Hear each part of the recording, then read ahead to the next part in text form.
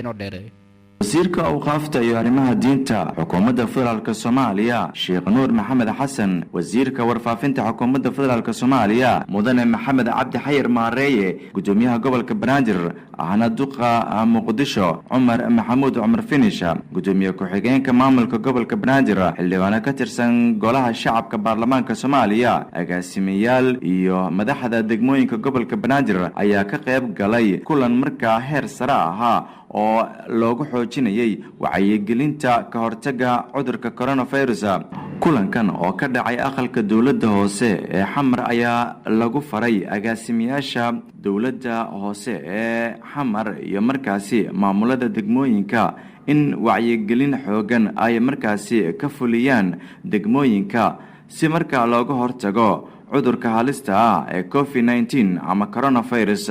wasiirka wasaaradda warfaafinta ee xukuumadda federaalka Soomaaliya ahna gudoomiyaha guddiga wacyigelinta Mudane Maxamed Cabdi Xayir Maareeye ayaa markaasi ka hadlay dadaalka ay dawladda Soomaaliya ay ugu jirto ka hortagista iyo markaasi la dagaalanka COVID-19. waxaana hadaladiisa ka mid ah dawladuhu marka waxay ku tartamayaan si ay dalkooda uga saari lahayn xanuunkaas. ay ku tartamayaan ninba meel bay la martay, mid dalkoo dhan shutdown gareeya, mid qaybo ka mida xidha, mid qaab kale u qaabila, qaabo badan.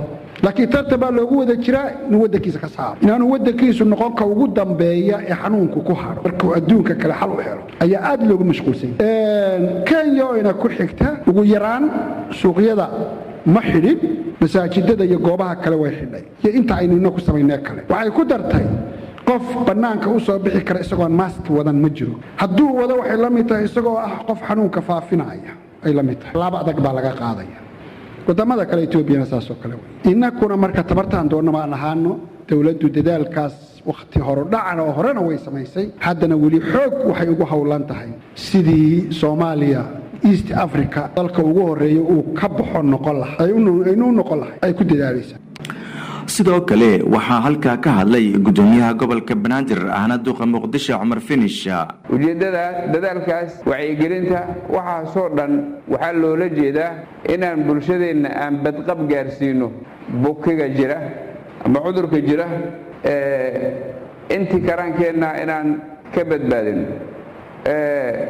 marka aan wax yar dulmar idin siiyo warbixinada shirka aan idin sheegay rasaaruhu uu shir gudoomiye habeen walba hay'ad walba hawla loo diraa, hawlaha gobolka Banaadir loo diro ayaa waxa kamid ah inay ka soo warbixiyaan tirada meydadka ee maalin walba la geeyo qubuuraha.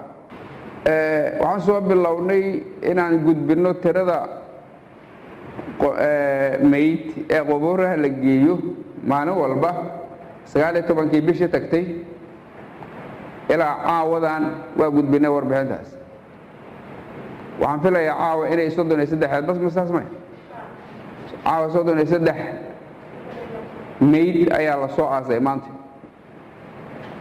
tiradii ugu badnayd 32 yes 32 tiradii ugu badnayd oo aan gudbino maalin qura waxay ahayd 49. tiradii ugu yarayd ee aan gudbinona waxay ahayd 22. waa 19 ilaa 1 bisha May oo maanta waxay cagacageynaysaa marka 500 ku dhawaad. si kastaba ha ahaatee kulankan ayaa markaa waxa uu hordhac u ahaa olole lagu wacyigelinayo bulshada ku dhaqan caasimada dalka Soomaaliya Muqdisho, iyadoo markaa laga fulin doono dhammaan degmooyinka gobolka Banaadir si markaa loo xakameeyo cudurka dalka ku sii faafaya ee coronavirus.